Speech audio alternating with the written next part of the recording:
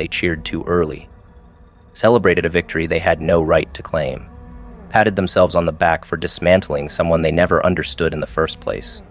You let them. You gave them the stage, gave them the illusion. You let them win in their own minds because they were addicted to perception, not truth. And while they raised their flags and toasted to your downfall, you were walking deeper into your own becoming. Their version of you had collapsed, yes, but that was the point. You allowed their narrative to self-destruct so your truth could be born without their fingerprints on it. They thought they won because they mistook silence for retreat. But it wasn't retreat. It was resurrection. They buried an old version of you without realizing it was a decoy. People like them need visible wins. They collect moments of apparent triumph and wear them like armor, even if those victories are built on illusion. You never corrected them. You let them revel. Because you understood something deeper than validation. You understood the value of withholding your true nature until the moment it becomes undeniable. The longer they believed you were broken, defeated, replaceable, the more they loosened their grip. And that's when your real power started breathing. Quietly at first. Subtly. You didn't rise with drama. You rose with design. And when you stepped back into the room, not as the version they buried, but as the self they could never imagine, you didn't need to announce it. Your presence screamed what your words never had to.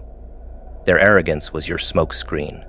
They thought they had dissected you, measured your potential, capped your strength.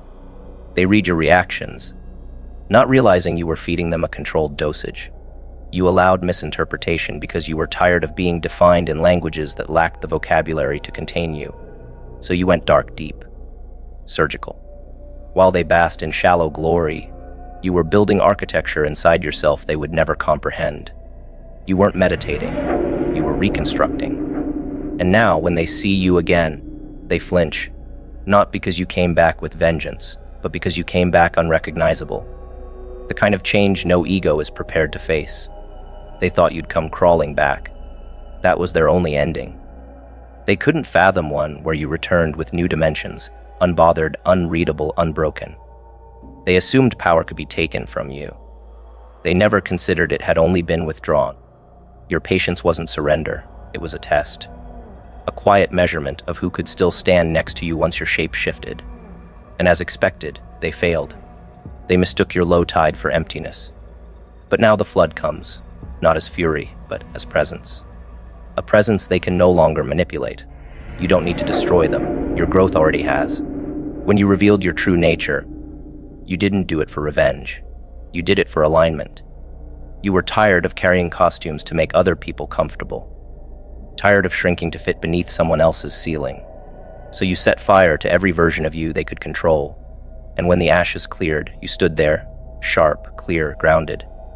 No more defending your sensitivity. No more dimming your intensity. No more explaining your distance.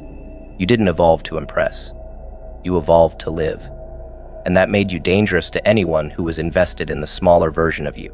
Because your existence now invalidates their entire perception. They built an entire mythology around your limitations.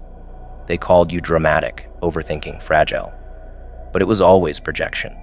They needed you to be small so their cowardice could feel brave. They needed you quiet so their noise could seem meaningful. But you were never their enemy. You were their mirror. And when you walked away, they cracked. And now that you've returned, not to engage, but to exist on a level beyond them, they can't cope. Your presence makes their victories look childish. You don't need to expose them. You only need to breathe in front of them now. That's the power of becoming who you really are.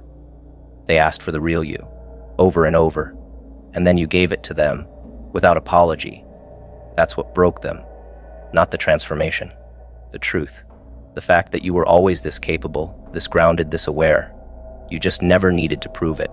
They mistook your withholding as absence. But you were never absent. You were observing, learning who deserved access, who saw you as a person and who saw you as a placeholder. And when the answer became clear, you made your move, not with noise, but with presence so heavy it restructured the room. Your very existence now shames their ignorance. They cling to the old version of you like a safety blanket. But it's gone. Not buried. Vaporized. You didn't just evolve.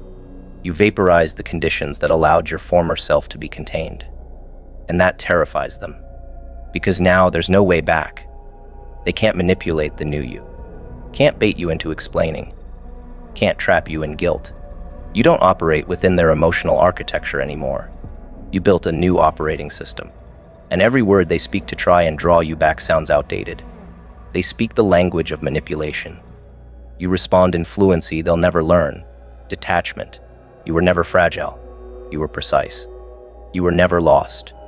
You were waiting for alignment. You were never passive. You were patient. And that's what makes you untouchable now. You let them believe the story they needed to. You let them write your eulogy while you were still breathing. And now, here you are, walking through rooms they swore you'd never enter again. Not as a guest, but as the architect. And when you lock eyes with them, you don't need to speak. They know they feel it. That chill? That isn't fear. That's recognition. Recognition that the person they tried to destroy didn't just survive, they transcended. Now, every time they hear your name, something cracks inside them. Because they thought they won. They thought they defined you. But what they actually did was trigger the version of you that was done being understood, done being accessible, done being editable. And now they're left with memories of someone who no longer exists, haunted by the realization that your silence was never submission. It was incubation. And your return, that wasn't revenge. That was reality reclaiming its throne. And you were always the king. They just never had the vision to recognize the crown you never needed to wear. They were obsessed with the board. Position, posture, performance. You watched them move pieces like children mimicking kings, believing the louder they slammed a pawn forward, the more control they projected. But you saw the game not from the board, not from the pieces, not even from the throne. They never realized you were studying it from within the mind of the player. That's why they couldn't predict you. They were so invested in their strategy that they never imagined someone wasn't playing against them at all, but rather studying their psychology like a patient under glass. You didn't just watch where they moved. You understood why. And once you understand the why, their next move becomes irrelevant. Because you're no longer reacting to action. You're responding to intent. They calculated in public. You studied in private. Every smile that didn't reach their eyes. Every pause they left in a conversation to bait response. Every compliment wrapped in conditional venom. You logged it. Not with bitterness, but with precision. Because while they thought the game was about winning, about checkmate, you understood the game was exposure. They weren't playing to advance. They were playing to be seen. That was their flaw. You weren't focused on how the game ended. You were focused on how it revealed. You understood that in the mind of the manipulator, strategy is built around assumed ignorance. So you made ignorance your camouflage. And that camouflage became your cloak. They believed you were behind because you didn't rush. But you weren't caught in the match. You were analyzing the player across from you, watching their tells, their tendencies, their fear of silence. You weren't concerned with pieces on the board. You were peeling back the layers of the ego across from you, understanding that most people repeat themselves long before they repeat their moves.